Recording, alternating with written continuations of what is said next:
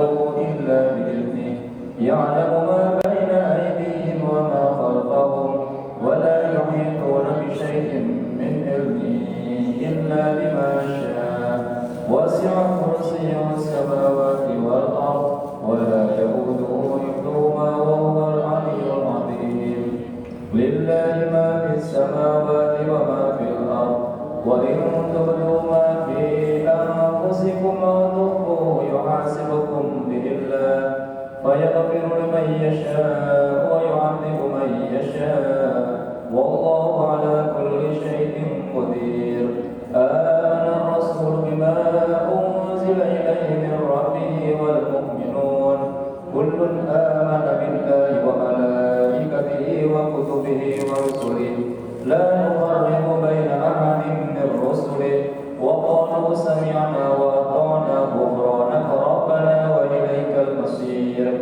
لا يكلف الله نفسا إلا وسعها لها ما كسبت وعليها ما اكتسبت ربنا لا تؤاخذنا إن نسينا أو أخطأنا ربنا ولا تحمل علينا إصرا كما حملته على الذين من قبلنا ربنا ولا تحملنا ما لا طاقة لنا به واعف عنا واغفر لنا وارحمنا أنت مولانا فانصرنا على القوم الكافرين بسم الله الرحمن الرحيم قل هو الله أحد الله الصمد لم يلد ولم يولد ولم يكن له كفوا أحد بسم الله الرحمن الرحيم قل هو الله أحد الله الصمد لم يلد ولم يولد ولم يكن له كفوا أحد بسم الله الرحمن الرحيم قل هو الله أحد الله الصمد لم يلد ولم يولد ولم يكن له كفوا أحد لا إله إلا الله والله أكبر ولله الحمد بسم الله الرحمن الرحيم قل أعوذ برب الفلق من شر ما خلق ومن شر غاسق إذا وقب ومن شر النفاثات في العقد ومن شر حاسد إذا حسد بسم الله الرحمن الرحيم قل أعوذ برب الفلق من شر ما خلق ومن شر غاسق إذا وقب ومن شر النفاثات في العقد ومن شر حاسد إذا حسد بسم الله الرحمن الرحيم قل أعوذ برب الفلق من شر ما خلق ومن شر غاسق إذا وقب ومن شر النفاثات في العقد ومن شر حاسد إذا حسد لا إله إلا الله والله أكبر ولله الحمد بسم الله الرحمن الرحيم قل أعوذ برب الناس ملك الناس إله الناس من شر الوسواس الخناس الذي يوسوس في صدور الناس من الجنة والناس بسم الله الرحمن الرحيم قل أعوذ برب الناس ملك الناس إله الناس من شر الوسواس الخناس الذي يوسوس في صدور الناس من الجنة والناس بسم الله الرحمن الرحيم قل أعوذ برب الناس ملك الناس إله الناس من شر الوسواس الخناس الذي يوسوس في صدور الناس من الجنة والناس رضيت بالله ربا وبالإسلام دينا وبمحمد نبيا ورسولا رضيت بالله ربا وبالإسلام دينا وبمحمد نبيا ورسولا رضيت بالله ربا وبالإسلام دينا وبمحمد نبيا ورسولا أعوذ بكلمات الله التامات من شر ما خلق أعوذ بكلمات الله التامات من شر ما خلق أعوذ بكلمات الله التامات من شر ما خلق بسم الله الذي لا يضر مع اسمه شيء في الأرض ولا في السماء وهو السميع العليم بسم الله الذي لا يضر مع اسمه شيء في الأرض ولا في السماء وهو السميع العليم بسم الله الذي لا يضر مع اسمه شيء في الأرض ولا في السماء وهو السميع العليم أستغفر الله الذي لا إله إلا هو الحي القيوم وأتوب إليه أستغفر الله الذي لا إله إلا هو الحي القيوم وأتوب إليه أستغفر الله الذي لا إله إلا هو الحي القيوم وأتوب إليه اللهم أنت ربي لا إله إلا أنت خلقتني وأنا عبدك وأنا على عهدك ووعدك ما استطعت أعوذ بك من شر ما صنعت أبوء لك بنعمتك علي وأبوء بذنبي فاغفر لي فإنه لا يغفر الذنوب إلا أنت اللهم صل على سيدنا محمد وعلى آل سيدنا محمد كما صليت على سيدنا إبراهيم وعلى آل سيدنا إبراهيم وبارك على سيدنا محمد وعلى آل سيدنا محمد كما باركت على سيدنا إبراهيم وعلى آل سيدنا إبراهيم في العالمين إنك حميد مجيد.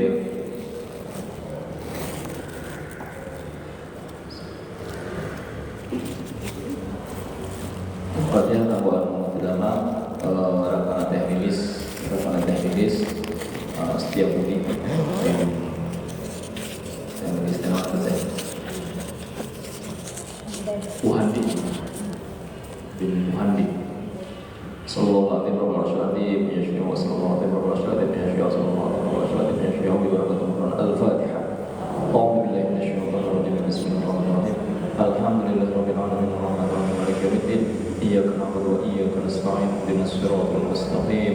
Siratal ladzina an'amta 'alaihim ghairil maghdubi 'alaihim waladdallin. Amin. Assalamualaikum warahmatullahi wabarakatuh. Alhamdulillah wassalatu wassalamu ala Rasulillah wa ala alihi washabbihi wa mawalah la haula wala quwwata illa billah amma ba'da.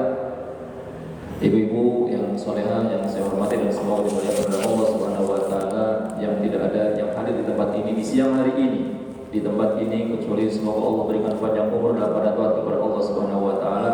Yang datang ke tempat ini dalam keadaan memiliki dosa, keluar di tempat ini Allah ampunkan semua dosa-dosanya. Yang datang dan hadir di tempat ini dalam keadaan memiliki hajat dan kebutuhan, semoga keluar di tempat ini Allah cukupi semua hajat dan kebutuhannya.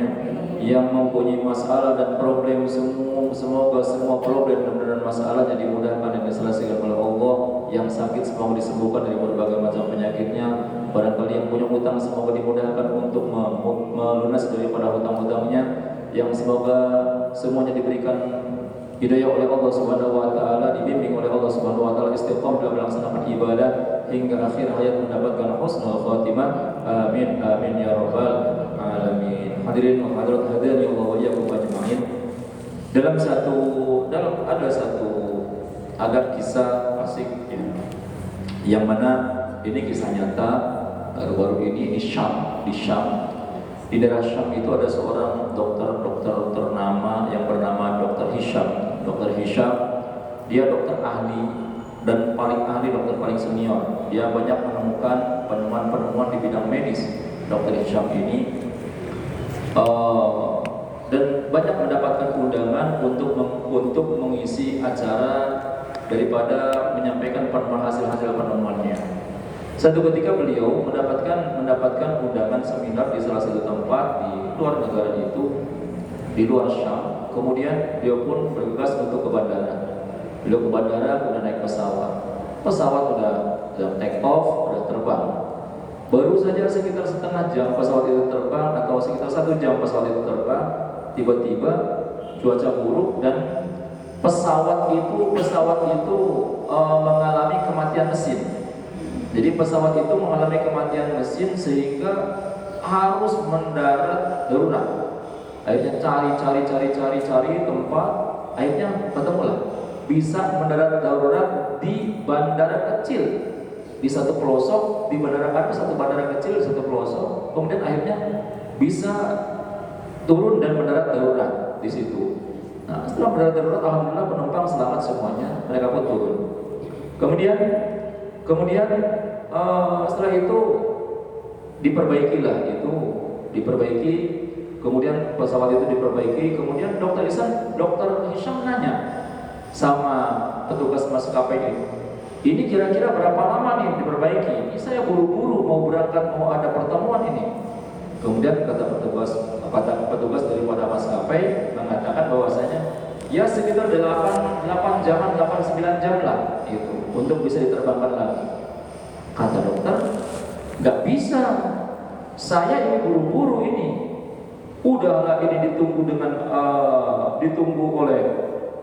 oleh seminar. Kemudian saya juga di klinik, saya juga memiliki pasien yang banyak yang sudah mengantri, saya sudah punya janji. Ini nggak bisa. Akhirnya coba datangkan pesawat. Akhirnya ngontek, nggak bisa. Mendatangkan pesawat yang lain juga nggak bisa. Akhirnya tujuan Anda kemana? Tujuan Anda ke kota ini. Oh, gini aja dong. Ini tujuan Anda ini sudah sekitar tidak begitu jauh, bisa ditempuh dengan menggunakan kendaraan darat. Kami dari pihak maskapai bertanggung jawab akan menyampaikan Anda ke tempat Anda. Ya sekitar 4 jam lah dari sini, paling lambat 4 jam dari sini udah nyampe. Oh baiklah. Akhirnya disewakanlah taksi, disewakanlah mobil, kemudian untuk mengantar dokter Hisham. Akhirnya naiklah mobil dokter Hisham itu, kemudian jalan baru sekitar 1 jam, tiba-tiba cuaca buruk, hujan, angin, petir, badai di situ sehingga mobil itu tidak bisa jalan dengan sempurna. Mobil itu pelan jalannya, narayak kayak siput, pelan jalannya gitu, dan akhirnya jalan terus. Udah sampai 2 jam 3 jam karena kata dokter itu, ayo pokoknya terus, jangan berhenti, terus aja jalan mobil itu. Dan ternyata setelah 4 jam belum nyampe. Sudah lelah, supir juga udah lelah, dokter juga udah lelah, pengen istirahat. Dan ternyata mobil itu tersesat bukan pada jalan yang semestinya. Karena tadi kondisi gelap gitu. Kabut dan yang lain sebagainya sehingga dia itu jalan tersesat gitu. Dan saat itu belum ada Google Map. Belum usung Google Map. Di bawah tahun 2000-an belum usung Google Map. Gitu.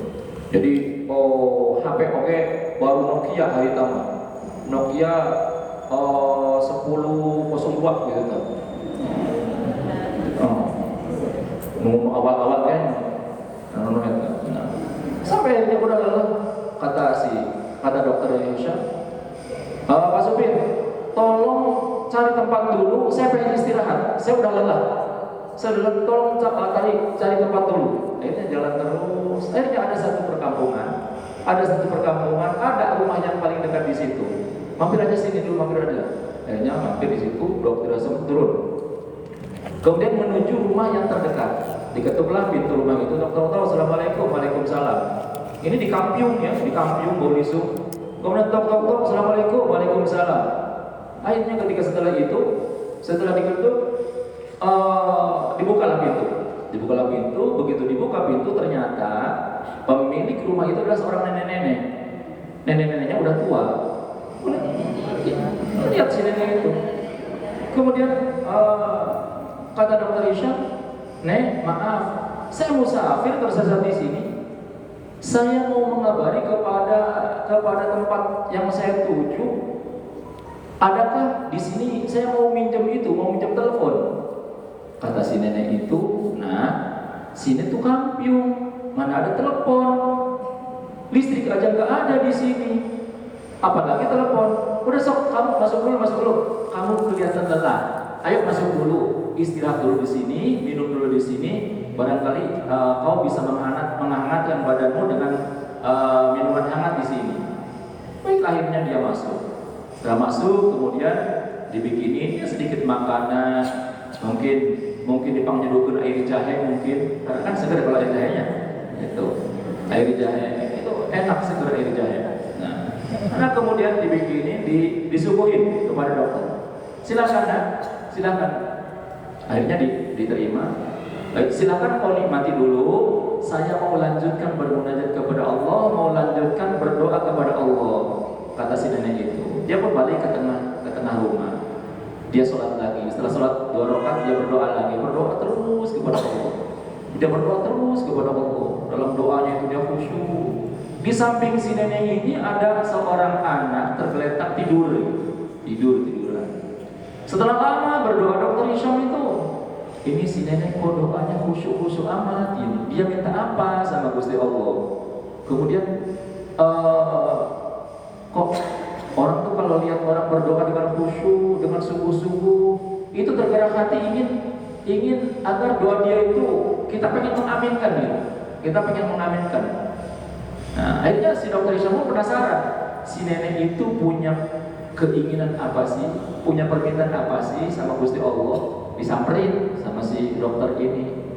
Dia kemudian nanya, nenek kok begitu khusyuk berdoa kepada Gusti Allah? Emang nenek punya hajat apa, punya keinginan apa, punya permintaan apa kepada Gusti Allah? Dan ini anak ini yang tergeletak kok nggak gerak-gerak? Ini anak siapa, Nek? Kemudian si nenek itu mengatakan, oh ini adalah cucu saya. Orang tuanya mana? Orang tuanya udah meninggal, dia udah yatim. Semenjak kecil dia udah yatim. Terus kenapa dia tergeletak? Ini dia itu sakit. Dia itu sakit, udah lama sakitnya. Dia semacam ada penyakit tulang atau apa di dalam tubuhnya, sehingga sudah berobat di sini. Kata dokter yang ada di sini itu ini nggak bisa diobatin di sini. Yang bisa mengobati, yang baru menemukan obatnya penyakit yang semacam ini, baru hanya ada satu dokter, tapi itu di luar negeri, di Syam. Namanya Dokter Hisham. Hanya dia yang bisa, yang baru menemukan obatnya. Kata si nenek ini, dia yang bisa. Nah, kemudian kata si, saya nggak boro-boro ke luar negeri, di sini aja saya nggak bisa bayar dokter.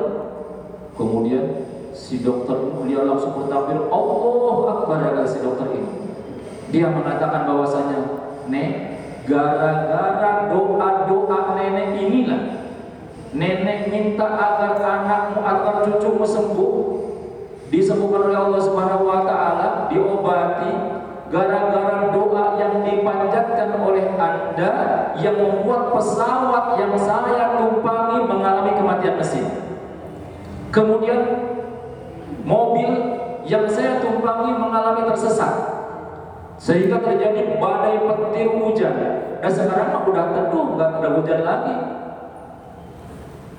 Doa-doa nenek itulah yang membuat mobil saya yang saya tumpangi kemudian tersesat dan masuk sampai ke sini. Saya sampai ke sini dan bertemu kepadamu. Saya adalah Dokter Hisham, kata si dokter itu. Saya Dokter Hisham. Dan wahai nenek, saya berjanji, saya bertanggung jawab, saya akan obati cucumu ini hingga sembuh dan free semua, tidak ada bayar sedikit pun. Saya akan mengobatinya, saya akan bawa anak ini ke kota, kata dokter. Itulah berkah daripada doa, kekuatan doa, kekuatan. Kalau secara si nenek nggak bisa membawa dia itu berobat ke luar negeri, ke Dokter Hisham, tahu juga enggak ke luar negeri. Jangankan ke luar negeri, ke dokter yang ada di sekitar aja nggak mampu bayar si nenek ini. Karena memang orangnya miskin. Tapi dia punya Allah Subhanahu wa taala. Dia punya keyakinan kepada Allah Subhanahu wa taala. Dia punya doa kepada Allah Subhanahu wa taala. Jadi dengan doa si nenek tidak usah berangkat ke Syam, tapi Dokter Hishamnya yang didatangkan oleh Allah Subhanahu wa taala ke situ. Makanya jangan pernah sekalikan doa. Ketika kita sudah berdoa kepada Allah, angkat tangan, ya Allah, ya Rabb, Allahumma terus minta kepada Allah, demi Allah, Allah pasti akan kabulkan. Makanya dalam salah satu hadis Nabi mengatakan bahwasanya, man ruziqa sittan lam yuhram sittan. Barang siapa yang dianugerahkan 6 hal, maka dia tidak akan terhalang dari 6 hal yang lain. Barang siapa yang dianugerahkan 6 hal, maka dia tidak akan terhalang dari 6 hal yang lain. Pertama, barang siapa, kata Rasulullah di dalam hadis disebutkan, kata Rasulullah, yang pertama, man ruziqa sittan lam yuhram sittan. Yang pertama, man ruziqa syukra lam yuhram az-ziyadah. Barang siapa yang dianugerahkan untuk senantiasa bersyukur, maka dia tidak akan terhalang dari tambahnya nikmat dari Allah Subhanahu wa taala. Syukur pasti ditambah. Biar orang bersyukur dengan atas nikmat pasti ditambah oleh Allah Subhanahu wa taala. Seperti sekarang, alhamdulillah ada kopi sampel namanya. Kopi sampel. Saya syukuri dengan cara diminum. Contoh, ya, bismillah. Alhamdulillah, apalagi kalau ditambah dengan sebut rakyat lagi. Bente bangun kapan?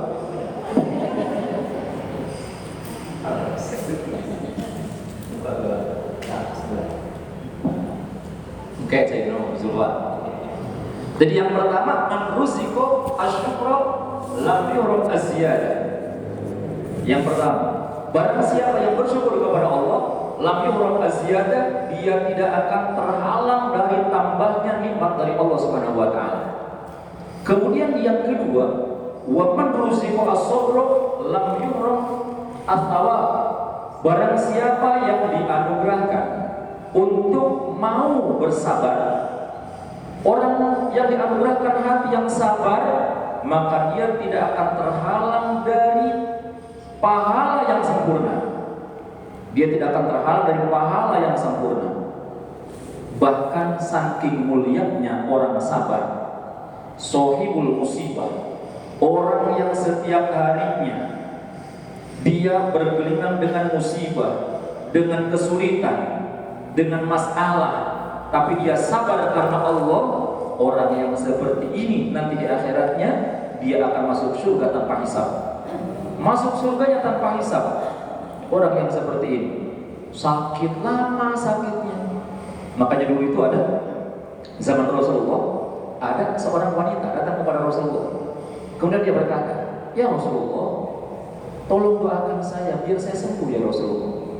Saya itu punya penyakit saya itu semacam ayan gitu, semacam ayan tapi gila gitu. Saya itu suka gila, kumat-kumatan ya Rasulullah. Dan kalau saya gila, saya itu suka telanjang ya Rasulullah. Kalau saya lagi kumat gila saya telanjang ya Rasulullah. Tolong doakan agar aku sembuh dari gilaku." Kata Rasulullah, "Baiklah, aku bisa saja mendoakan kau agar engkau sembuh, disembuhkan oleh Allah, dan kau sembuh, tapi engkau tidak ada jaminan surga. Tapi kalau kau sabar dengan penyakitmu, maka engkau dijamin pasti masuk surga," kata Rasulullah. Terserah, sabar, jaminan surga, atau sembuh, tapi tidak ada jaminan surga. Kau harus beramal soleh yang banyak biar bisa masuk ke dalam surga. Kemudian si wanita ini mengatakan, "Ya Rasulullah, saya pilih sabar. Biar saya gila, saya pilih sabar. Cuman saya minta satu. Saya pilih sabar, saya pilih sakit, tapi cuman saya minta satu, mintakan kepada Allah agar di saat saya kumat gilanya, janganlah sampai saya membuka aurat saya." Ya baiklah, didoakan. Setelah itu, kalau dia gila, dia enggak membuka aurat, tapi dia suka gila. Dia suka gila. Dan dia terima kegilaannya, dia terima sakitnya. Sama dengan ada juga sahabat Nabi, seorang muhaddits yang bernama Imran bin Husain, yang terkenal banyak hadis-hadis yang diriwayatkan oleh Imran bin Husain. Ini sahabat mulia Rasulullah. Imran bin Husain ini dia punya penyakit bawasir. Disebutkan penyakitnya itu bawasir. Dia itu sampai nggak bisa bangun gitu, nggak bisa bangun. Sampai dia pernah bilang sama Rasulullah, "Ya Rasulullah, gimana saya nggak bisa bangun? Sholat saya gimana ya Rasulullah? Saya nggak bisa berdiri dengan tegak ya Rasulullah." Saya pengen sembuh, saya pengen ibadah dengan enak gitu. Tapi gini, Imran bin Husain ini dia sakit, penyakitnya bawasir. Bawasir itu semakin penyakit wasir, tapi udah sangat akut, sudah sangat parah gitu, sudah sangat parah. Kemudian, tapi dia sabar. Kemudian karena dia sabar, itu tiap hari suka ada malaikat yang datang. Assalamualaikum Imran bin Husain, semoga Allah berikan keberkahan untukmu. Setelah itu pulang. Datanglah besoknya, datang lagi malaikat yang berbeda. Jadi malaikat itu minta kepada Allah Subhanahu wa taala, minta pengen dipertemukan, pengen bisa hanya berkunjung, berziarah, bertemu dengan orang soleh. Malaikat itu seperti itu. Makanya banyak kisah malaikat datang pengen bertemu dengan Nabi. Jadi malaikat itu butuh pengen bertemu dengan orang soleh. Senang malaikat itu butuh datang kepada orang soleh. Nah, ini Imran bin Husain orang yang udah di atas soleh karena dia sakit, sabar dalam penyakitnya. Imran bin Husain dia sabar dalam penyakitnya. Nah, sehingga malaikat gantian izin kepada Allah, ya Allah, izin saya ingin berziarah kepada Imran bin Husain, izinkan oleh Allah. Dan Imran bin Husain setiap datang malaikat mengucapkan salam kepadanya, hatinya tenang, hatinya senang, hatinya adem gitu. Nah, kemudian terus sering datang malaikat berkunjung kepadanya. Satu ketika Imran bin Husain bertemu dengan Rasulullah, kemudian mengeluh, ya Rasulullah, saya sakit, saya pengen ibadah dengan sempurna. Selama ini saya ibadahnya tidur, sholat sambil tiduran, saya nggak sempurna melaksanakan sholat. Tolong mintakan kepada Allah agar saya sembuh, agar saya bisa ibadah dengan sempurna, sholat dengan sempurna. Kadang-kadang kita kan pengen gitu, alasannya teh ambil sempurna, jangan sholatnya, ambil hayang bisa taraweh, jangan gepul tarawehnya, hayang sehatnya. Kata Rasulullah, baiklah, didoakan oleh Rasulullah. Didoakan oleh Rasulullah. Entah doanya yang mana, tapi di sini hanya disebutkan didoakan. Di antara doa orang yang soleh, doa orang yang saya itu kan, Allahumma rabban nas bil ba'sa ishfi anta syafi la shifaa illa shifauka shifaan la yughadiru saqama. Setelah didoakan oleh Rasulullah, Imran bin Husain sembuh. Dia sembuh, dia rajin bisa ke masjid, sholat berjamaah gak pernah putus, sebelum adzan dia sudah ada di masjid. Ibadah sholat hebat luar biasa. Tapi Imran bin Husain setelah sehat itu, dia agak-agak janggal. Janggalnya kok semenjak saya sembuh, belum pernah ada lagi malaikat yang datang ke saya. Kan biasanya kalau jual malaikat, kan kalau bawaan yang datangnya itu malaikat beda. Wangi atau merinding gimana gitu. Coba kalau pas kita ke depan, pas ke depan Lailatul Qadar, kita merasakan bahwa ya Allah ini Lailatul Qadar, kita baca Quran, sholat malam, merinding, tapi enak, tapi bahagia, hati itu senang gitu. Itu karena disalami oleh malaikat, atau orang yang telah melaksanakan ibadah haji, habis wukuf di Arafah, kemudian mabit di Muzdalifah, mabit di Mina, lempar jumrah, kemudian tawaf ifadah. Di saat tawaf ifadah, dalam hadis disebutkan, di saat tawaf ifadah itu kan orang lagi bersih-bersihnya, lagi udah nggak ada dosa, lagi bersih-bersihnya. Saat tawaf ifadah itu, dalam hadis disebutkan, malaikat datang mengatakan marhaban, selamat datang wahai hamba Allah yang baru saja diampuni dosa-dosanya, silahkan segera engkau memulai lagi amal dari mulai sekarang. Itu merinding kalau lagi tawaf ifadah. Coba nanti kalau berangkat ibadah haji di saat tawaf ifadah, rasakan salamannya malaikat. Kita disalami sama malaikat. Dalam hadis bukan disalami, dipegang pundak kita oleh malaikat, dipegang pundak kita oleh malaikat. Itu di saat tawaf ifadah. Semoga kita bisa melaksanakan ibadah haji. Jadi Imran bin Husain dia itu kemudian berkata kepada Rasulullah, ya Rasulullah, kok nggak ada lagi malaikat yang datang ke saya? Apakah karena saya sudah sembuh ya Rasulullah? Rasul kemudian mengatakan, iya. Kata Rasul, iya. Sekarang ketika engkau sudah sembuh, tidak ada lagi hajat malaikat untuk datang kepadamu, untuk berkunjung kepadamu. Kau sudah sama dengan orang-orang yang lain. Kau sudah sama dengan orang-orang biasa. Ibadahmu ibadah biasa, sama dengan yang lain. Beda dengan orang pahala sabar. Beda dengan pahala sabar. Malaikat berebut kalau ada orang yang ditimpa musibah tapi dia sabar. Malaikat berebut ingin berjumpa dengan dia. Bahkan berjumpa nanti dengan membentuk gitu. Membentuk seorang makhluk bisa dilihat. Seperti yang terjadi kepada Imran bin Husain. Ini hadis sahih. Ini hadisnya sahih tentang Imran bin Husain ini. Nah, sehingga kemudian berkata Rasulullah, sudah tidak ada hajat lagi malaikat untuk bertemu dengan engkau. Kemudian Imran bin Husain berkata, ya Rasulullah, kalau saya sakit lagi, apakah malaikat akan datang lagi kepada saya? Iya, kata Rasulullah. Ya Rasulullah, doakan saya, mintakan kepada Allah agar saya sakit kembali. Minta sama Rasulullah, didoakan lagi sama Rasulullah. Akhirnya Imran bin Husain sakit lagi. Setelah dia sakit lagi, maka datang lagi malaikat yang datang berkunjung kepadanya. Namun kurang kira-kira lawan dikit itu kan mau sakit.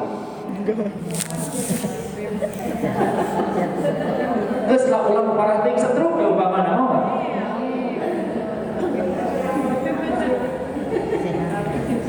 Hari sehat malaikat ada kebutuhan. Ukur kebutuhan malaikat hari sehat. Menang sabar di mana tuh? Difitnah tara, dinyeri kakak, dinyeri sakit, nyeri hati, kurang mah. Menang mulia di mana? Sabar di mana? Kok para dinyeri sakit, ya Allah, nyeri hati apa ya Allah, curhat. Sakitnya di sini. Curhat kali kalau ukur, curhat tenang. Makanya sabar, makanya respect. Kalau ada orang dia kadang punya penyakit ayahnya, epilepsi kayak gitu, tapi dia suka sholat. Yang penting jaga sholat 5 waktu. Yang penting jaga wajib. Sabar dengan sakitnya. Mulia, demi Allah mulia orang yang seperti itu. Punya anak umpamanya lumpuh, umpamanya punya anak umpamanya keterbelakangan mental.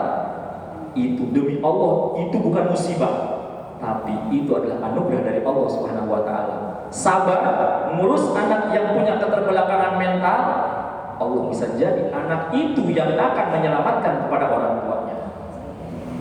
Makanya sabar. Makanya yang kedua, man ruziqa sabra lam yuhram ats-tsawab. Barang siapa yang dianugerahkan untuk bersabar, mau sabar menghadapi ujian dari Allah, lam yuhram ats-tsawab, dia tidak akan terhalang dari sempurnanya pahala dari Allah Subhanahu wa taala. Kemudian yang ketiga, waman rusiko. Yang ketiga, waman rusiko at-taubat lam yuhram al-qabul.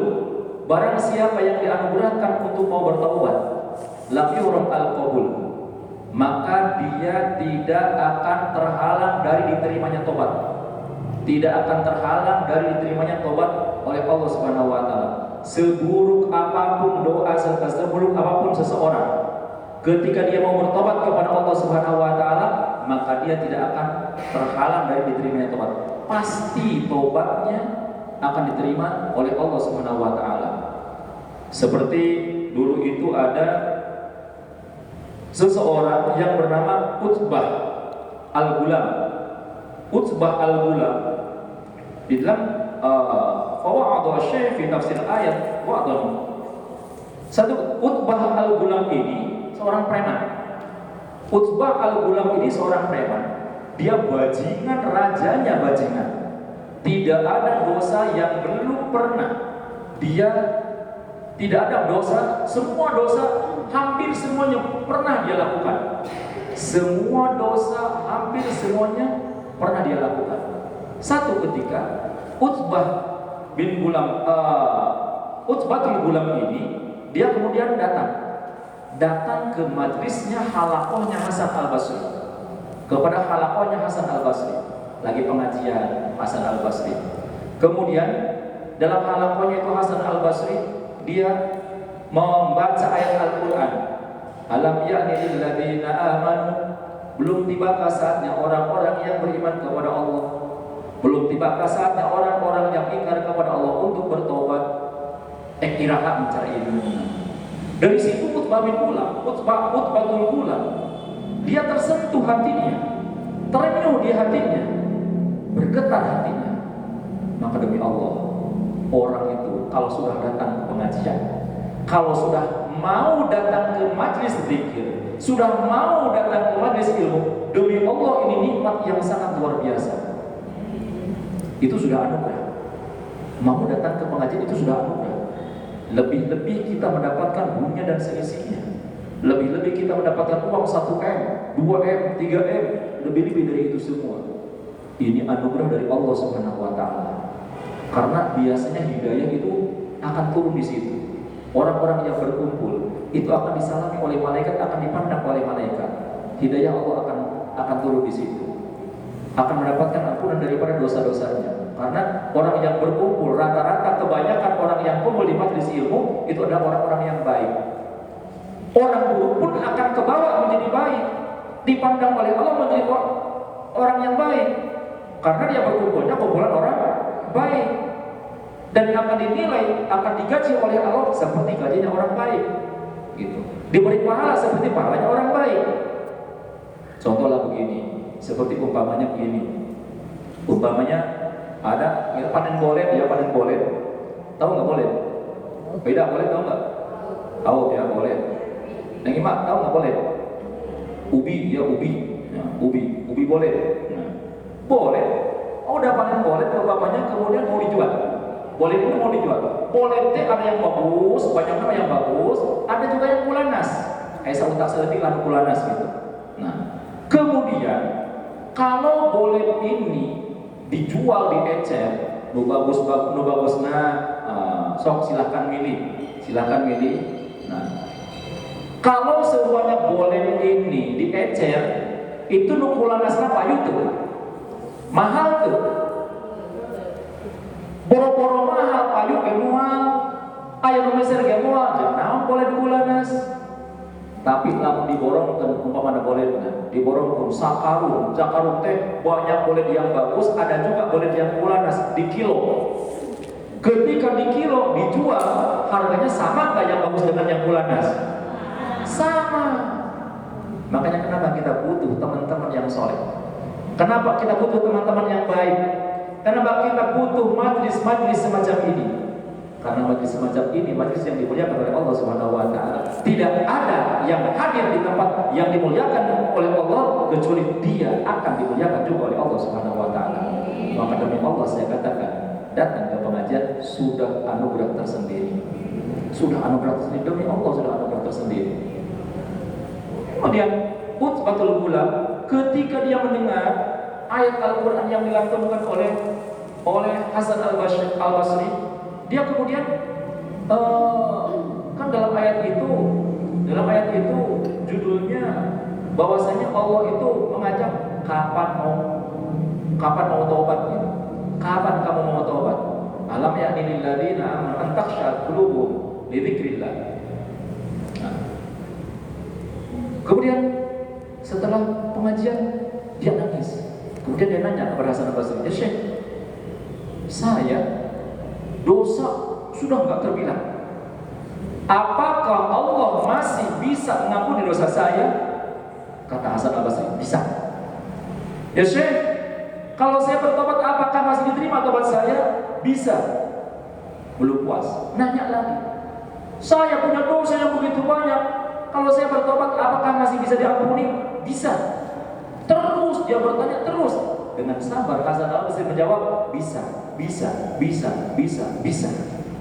Sampai akhirnya setelah dia warak nanya kepada Syekh Hasan Al-Basri, kemudian Fumaro Faroksa, dia dengan tungkul gitu nanya terus, dengan nangis dia tungkul, malu sama Gusti Allah, nanya, apakah masih bisa diterima tobat saya? Apakah masih mungkin saya untuk mendapatkan ampun dari Allah?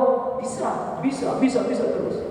Kemudian akhirnya setelah diulang-ulang pertanyaan tersebut, kemudian Fumaro Faroksa wa ta'ala awal. Kemudian dia si Utbatul Gulam ini dia mengangkat kepalanya. Dia mengangkat kepalanya dan kemudian berdoa kepada Allah. Berdoa kepada Allah salatah da'awat dengan 3 doa. Al-ula, doa yang pertama, dia langsung menengadahkan tangannya kepada Allah. Ilahi in kunta qabilta taubati wa ghafarta dhunubi fa'akrimni bil fahmi wa hifdi hatta ahfadha kullama sami'tu min al-ilmi wal Qur'an. Kata Utbatul Gulam, ilahi, ya Allah, ya Tuhanku, in kunta qabilta taubati, kalau kau terima taubatku ini ya Allah dan mengampuni dosa-dosaku, maka muliakan aku dengan pemahaman yang bagus dan hafalan yang bagus sampai aku bisa menghafal ilmu dan Al-Quran yang aku dengar. Dia minta kepada Allah seperti itu. Kemudian wahannya yang kedua, dia berkata, qala ilahi akrimni bi husni tawud hatta inna kulla man sami'a qiraati yazdadu riqqatan fi qalbi wa in kana qasiyal qalb. Ya Allah, ya Tuhanku, muliakan aku dengan memiliki suara yang indah sehingga setiap orang yang membaca, yang mendengar bacaan Al-Qur'anku maka akan bertambah lembut hatinya walaupun orang itu merupakan orang yang keras hati. Kemudian wathanikan yang ketiga, ilahi akrimni birrizqil halal warzuqni min haitsu la yahtasib. Ya Allah, kalau kau menerima taubatku dan mengampuni dosa-dosaku, maka tolong akrimni birizqi minal halal, muliakan aku dengan diberikan rizki yang halal dan berikan rizki aku dari sisi yang tidak disangka-sangka. Fastajaba Allah jami'a du'ai, maka kemudian Allah pun mengijabah semua doanya Utbatul Gulam hatta zada fahmu wa hifdhu, sampai dia bertambah pemahamannya dan bertambah hafalannya. Karena idza quri'al Qur'an kama kullu man sami'a qira'atan, dia itu kalau mendengar ilmu, satu kali ilmu dia dengar, dia langsung hafal, dia langsung paham, dia langsung hafal. Bukti taubatnya diterima oleh Allah Subhanahu wa taala. Dan setiap dia membaca Al-Qur'an, maka orang yang mendengarkan bacaannya tabaqul man sami'a qira'atan akan bertobat. Setiap orang yang mendengar bacaannya diijabah oleh Allah Subhanahu wa taala. Makanya Utbatul Gulam ini menjadi waliullah, kekasihnya Allah Subhanahu wa taala, raja preman. Raja preman yang kemudian berubah ketika dia itu mau berubah, mau bertobat kepada Allah. Makanya demi Allah, jangan pernah menyepelekan orang yang tidak ibadah. Jangan pernah menyepelekan preman, karena bisa saja 1 detik, 1 menit, 1 jam, 1 hari berubah yang tadinya bajingan menjadi kekasih Allah Subhanahu wa taala. Dan jangan sombong kira soleh, bisa jadi dirubah oleh Allah Subhanahu wa taala dan itu musibah besar.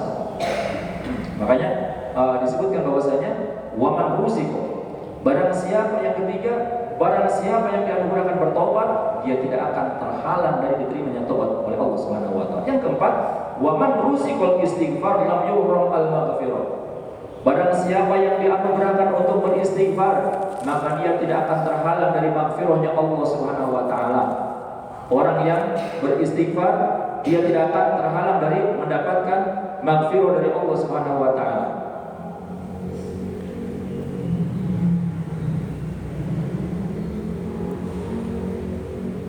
Banyak tentang keutamaan istighfar. Istighfar ini, selain istighfar ini, dia selain istighfar ini mendatangkan maghfirah ampunan Allah Subhanahu wa taala, istighfar ini juga akan menjadi penyebab diijabahnya doa-doa kita. Jadi kalau kita berdoa pengen diijabah, maka istighfar terlebih dahulu, mohon ampun kepada Allah. Karena apa? Karena yang menghalangi diijabahnya doa adalah dosa. Dosa. Yang menghalangi diijabahnya doa adalah dosa.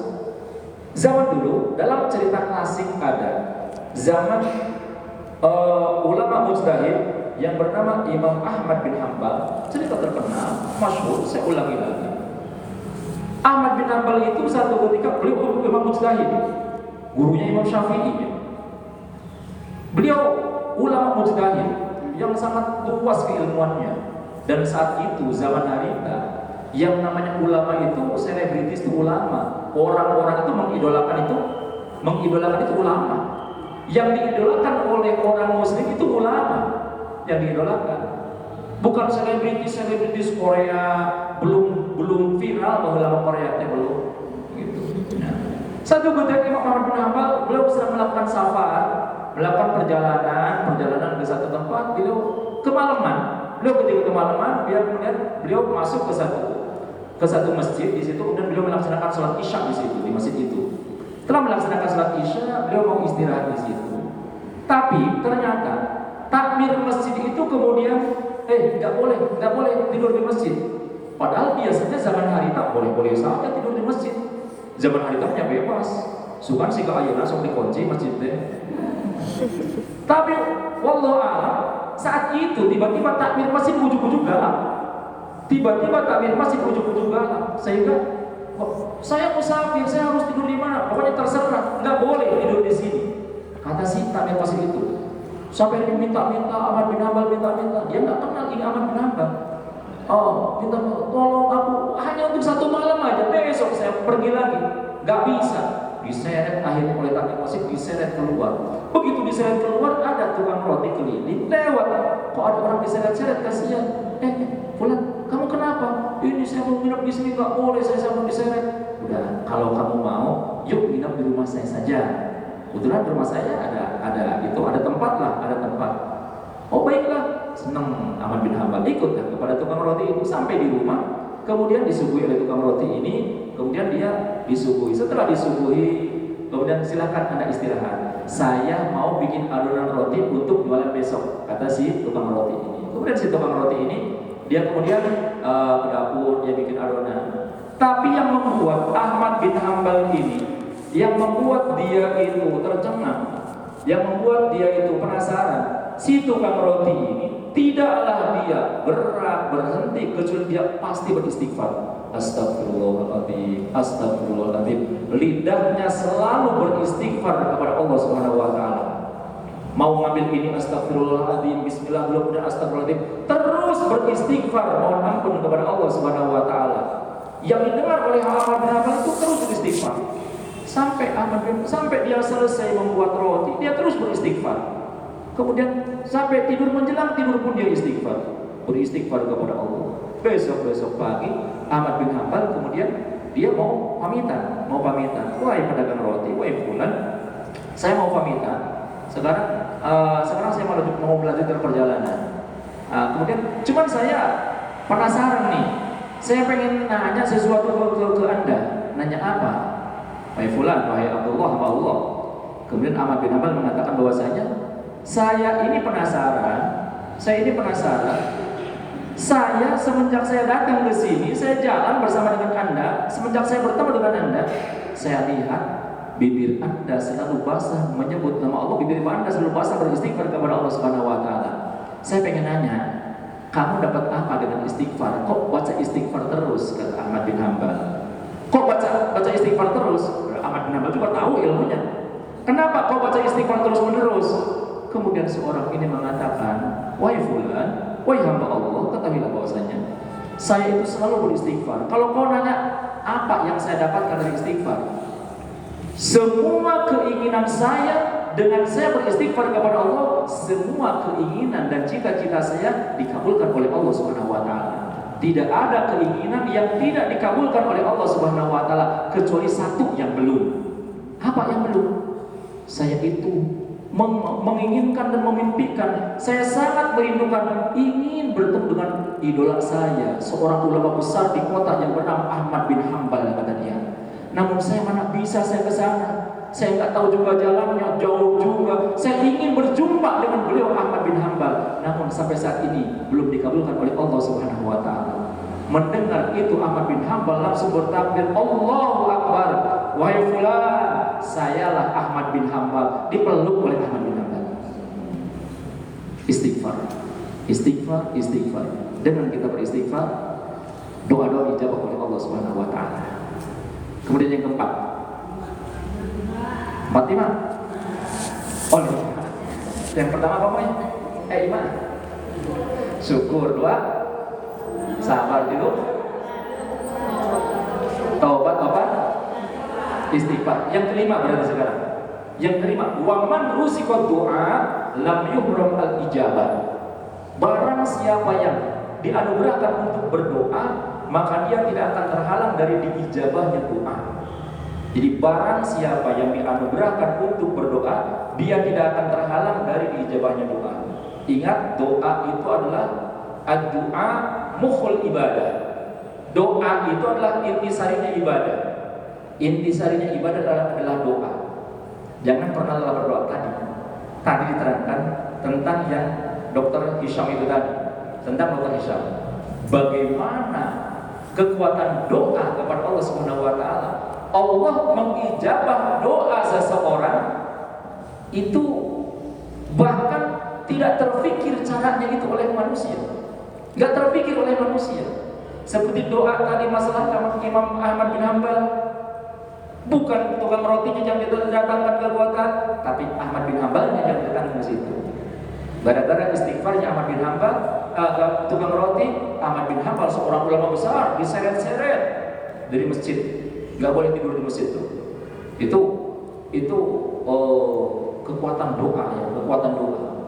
Bagaimana kekuatan doa bisa membuat pesawat yang kemudian mati mesin dan bisa mendarat darurat, kemudian membawa mobil tersebut tersesat, diarahkan ke sana oleh Allah Subhanahu wa taala. Ini kekuatan doa kepada Allah Subhanahu wa taala. Makanya kalau kita doa, kalau kita minta sama Gusti Allah, udah minta aja. Kita minta apa? Butuh kita apa? Butuh kita apa? Gak usah ngatur caranya sama Gusti Allah. Nanti biarin Allah yang menyelesaikannya. Gak usah ngatur. Umpamanya kita punya utang. Kita punya utang, cuman nggak ada untuk bayar utang itu kecuali kita punya mobil umpamanya, mobil yang digadaikan. Ini punya mobil, cuman kalau dijual, tapi ya demi untuk bayar utang lah, penting mah ya Gus ditagihan bayar umpamanya. Ini ada Gus ditawarkan mobil itu payu-payu mobil teh, Gus ditawarkan, belum juga ada yang ini. Anu utangna, anu mau utanganna, nanti apa ya umpamanya? Kemudian berdoa. Di mobil kau payu-payu, ya Allah, wis tahajud ya Allah, mobil singkal payu atau ya Allah, dinahat-nahat aja bayar hutang. Mobil singkal payu atau ya Allah, singkal payu ya Allah, payu sakit tuh ya Allah, minta ke Gusti Allah payu, ambil mobil payu. Padahal tujuannya lain hayang ngajual mobil, tujuannya ya bayar hutang. Maka kadang-kadang oleh Gusti Allah eta si mobil tidak laku, hutang terlunas-lunas. Kalau dia kemudian doanya gini, ya Allah, lunasin semua hutang-hutang saya ya Allah.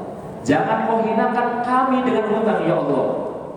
Lunas semua hutang. Engkau dat yang maha kuasa ya Allah. Engkau dat yang maha kaya ya Allah. Utangi hutang-hutangku dengan terhormat, dengan rahmatmu, dengan caramu sendiri ya Allah. Maka kalau kita mintanya doanya seperti itu kepada Allah Subhanahu wa taala, bisa jadi utang terlunasi, mobil masih utuh. Seperti itu. Jadi minta sama Gusti Allah mah ulah kagok ya. Geus ulah ngajelaskeun teknisnya.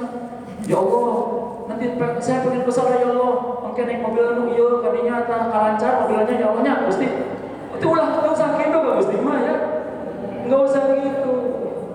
Cek kalau teh aya nyaho, cek kalau teh gitu.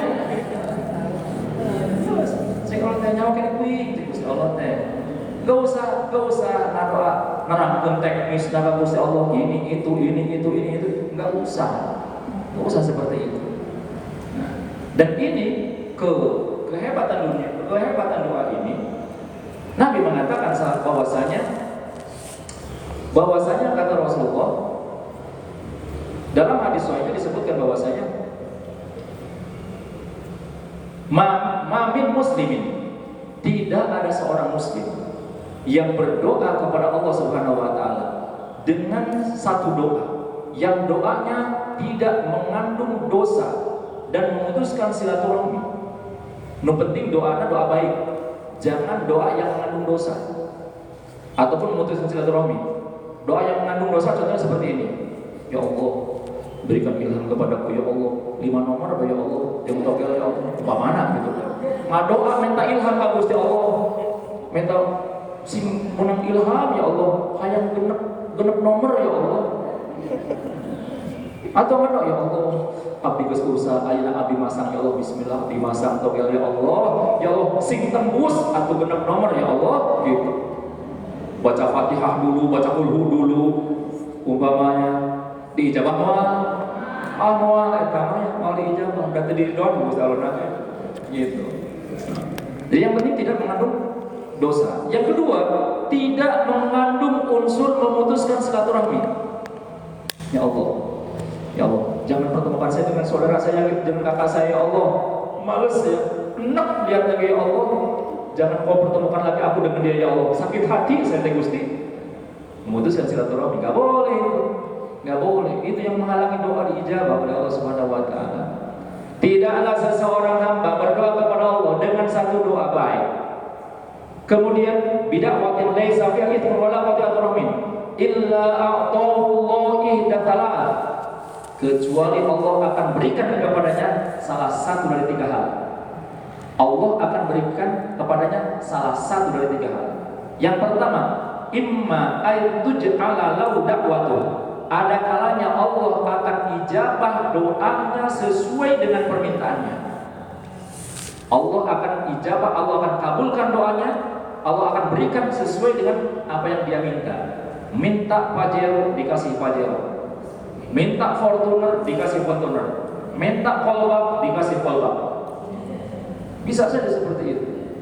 Bisa seperti itu. Minta RE dikasih RE. Zaman bahula mah RE itu keren, zaman bahula. Banyak yang seperti itu. Yang seperti itu si ibu itu tadi ngadu ke Gusti Allah kesembuhan untuk anaknya. Didatangkan dokternya jauh-jauh di luar negeri. Didatangkan ke situ. Gusti Allah.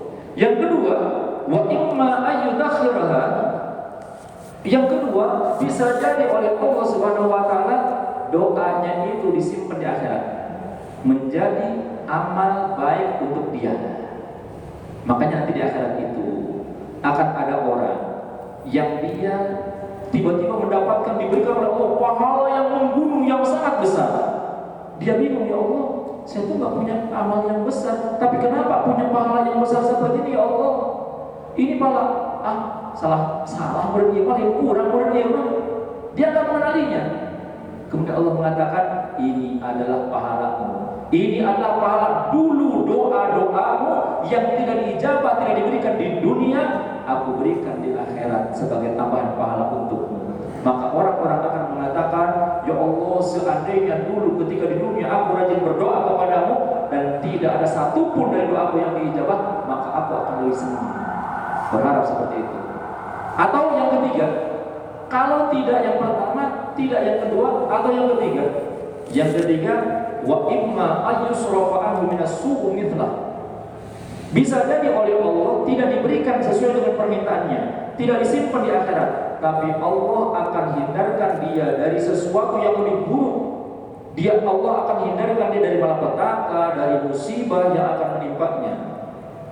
Dia minta rezeki ke Gusti Allah, tapi oleh Allah dia cilaka, diselamatkan tidak cilaka. Dia mintanya ini diselamatkan. Kayak dulu itu, tapi kalau ceritanya tinggal 2 menit lagi. Ada di Jakarta, cerita di Jakarta ada seorang karyawan, dia pengen berlibur ke Pulau Seribu. Saya juga nggak tahu Pulau Seribu dari mana. Pokoknya Pulau Seribu aja dulu. Di Jakarta kayaknya Pulau Seribu teh. Oh, sanes nyebrang laut sanes. Bos pokoknya Pulau Seribu bela. Bila cerita nama pakai kapal sih, pakai perahu. Nah, jadi dia pengen berlibur ke Pulau Seribu. Nah, kemudian ada program di perusahaannya itu untuk karyawan itu nanti pas ini ada wisata ke Pulau Seribu, semua karyawan. Wah, dia senang. Alhamdulillah, doa saya dijawab sama Gusti Allah. Dia cuma doa Gusti Allah. Saya pengen tahu Pulau Seribu ya Allah, pengen tahu Pulau Seribu seperti apa sih Pulau Seribu teh. Akhirnya ada program dari perusahaannya ke Pulau Seribu. Udah senang dia itu. Sampai udah sekitar 2 minggu lagi, sekitar seminggu lagi ke ke pemberangkatan ke Pulau Seribu, dia tiba-tiba demam. Ada beberapa orang yang keracunan atau apa, kemudian demam, kemudian dirawat di rumah sakit. Ada 3 orang dirawat di rumah sakit. Nah, dirawat di rumah sakit, kemudian, aduh, makan kan nggak jajan katanya. Makan itu orang teh, buat sembuh atau buat sembuh. Ada roka, no iya mah ya Allah, buat kawaras ya Allah gitu. Hanya kalau saluki, main ngangkat tadi itu abdi kawaras heula Gusti. Amin. Amin toh? Oh, amin. Amin. Ngadoa, amin. Nah, kemudian setelah itu ternyata yang 2 ini sembuh. Baru 55 hari yang baru sembuh. 2 hari sebelum keberangkatan sembuh. Ini jalmi anu ngadoa atuh waras-waras. Gusti, ari urang nu ngadoa atuh waras. Ari saya teh waras Gusti. Ieu teh salah doa tak kumaha. Sampai sudah begini. Sampai sehari lagi belum diizinkan oleh dokter. Belum bisa keluar, masih sakit, dia belum bisa. Ya. Sampai akhirnya pemberangkatan dia masih di rumah sakit. Nangis di rumah sakit. Kemudian yang lain kemudian berangkat. Ternyata kemudian tidak lama ketika pemberangkatan dikabarkan perahu yang ditumpanginya itu ternyata tenggelam, banyak yang korban. Dia kemudian alhamdulillah ya Allah, untung jadi ijabah. Kata ijabah.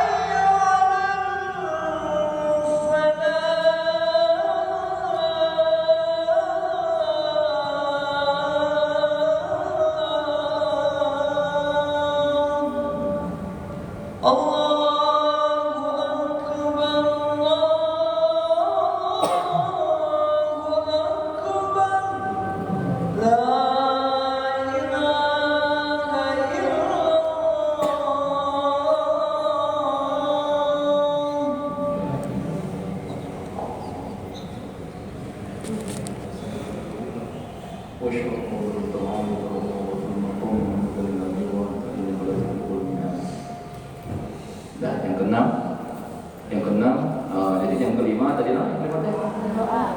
doa. Barang siapa yang berdoa